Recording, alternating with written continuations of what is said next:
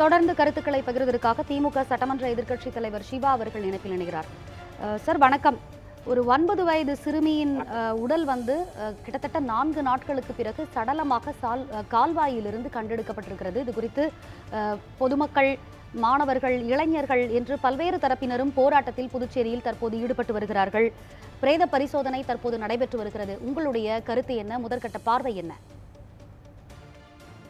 புதுச்சேரியில் இதுவரை இது போன்ற சம்பவங்கள் நடந்ததில்லை. இது ஒரு சிறுமி பலாத்காரம் பண்ணப்பட்டது, கொல்லப்பட்டதெல்லாம் நடந்ததில்லை.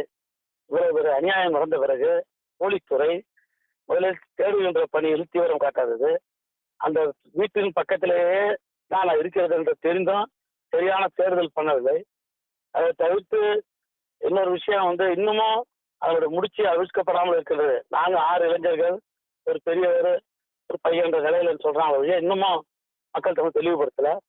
இதையெல்லாம் தாண்டி ஒரு காவல்துறை பொறுப்பேற்ற அமைச்சர் இது வரைக்கும் அங்க போய் பார்க்கல, அதற்கான ஒரு மீட்டிங் போடல.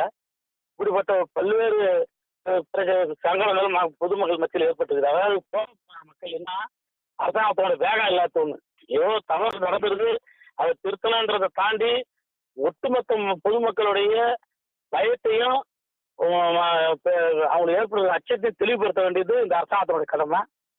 முழுக்க முழுக்க போலீஸினுடைய மெத்தன இதுல ஒரு காரணமா இருக்குது. இந்த குற்றவாளிகளை கண்டுபிடிச்சு சிறையில் அடைக்கிறதுன்றது ஒரு பெரிய விஷயமா யாரும் பேசல. இப்ப இது இனிமே நடக்கவே கூடாதுன்றதுதான். குறிப்பா புதுச்சேரியில தலைவிரித்து ஆடுகின்ற கஞ்சா போதை இளைஞர்கள் இன்னைக்கு சின்ன சின்ன வயசுலயே ரொம்ப கெட்டு போக ஒரு சூழல் ஏற்படுறது. புதுச்சேரி முழுக்க இது பரவி இருக்குது. இதை தடுக்கிறதுக்கான முயற்சி முதல்ல எடுக்கணும். தொடர்ந்து சட்டமன்றத்திலேயே வெளியிலேயே அனைத்து தரப்புலையும் எல்லாருமே பேசக்கூடிய விஷயம் இது. ஆசிரியர் மாணவர்கள் கொண்ட குழு, பெற்றோரை கொண்ட குழு, இது போல பல குழுக்கள் அமைத்து யாருக்கிட்ட அது தெரியாதான் புதுச்சேரி முழுக்க இந்த பார்வை இதை கண்டுபிடிச்ச உடனே சொல்லிடுவாங்க, போலீஸ் தீவிர நடவடிக்கை எடுக்கும் அப்படின்ற பயம் வரணும். இதுல கையூட்டு பெற்றுக் கொண்டு இருக்கக்கூடிய காவலர்களை ஒரு 10 பேரையாவது சஸ்பெண்ட் பண்ணணும். முதல்ல இந்த கஞ்சா கையூட்டு பெறக்கூடிய காவலர்களை, அது எந்த நிலையில இருந்தாலும் சரி, அவளை சஸ்பெண்ட் பண்ணி ஒரு பயத்தை முதல்ல அவங்க வேலைக்கு விளையாடுன்ற பிரச்சனையா முதல்ல உருவாக்கணும். போலீஸ் தீவிர கண்காணிப்புல இருந்தா இந்த பிரச்சனை ஏற்படாது. முழுக்க இது இந்த கஞ்சா அடிச்சுட்டு வர பிரச்சனை ஏற்பட்டு தான் மக்கள் மத்தியில் இருக்கிற ஒரு பெரிய பெரிய பிரச்சனை. 2வது, பெண் பிள்ளைகளுக்கு முழுக்க பாதுகாப்பு கொடுக்க வேண்டிய உத்தரவாதத்தை இந்த அரசாங்கம் தரணும்.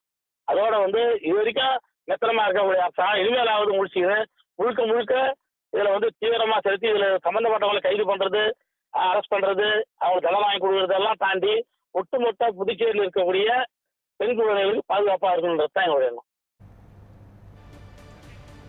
உங்களுடைய கருத்துக்களை நியூஸ் 7 தமிழ் நேரலையில் பங்கு கொண்டு பகிர்ந்தமைக்கு நன்றி சிவா.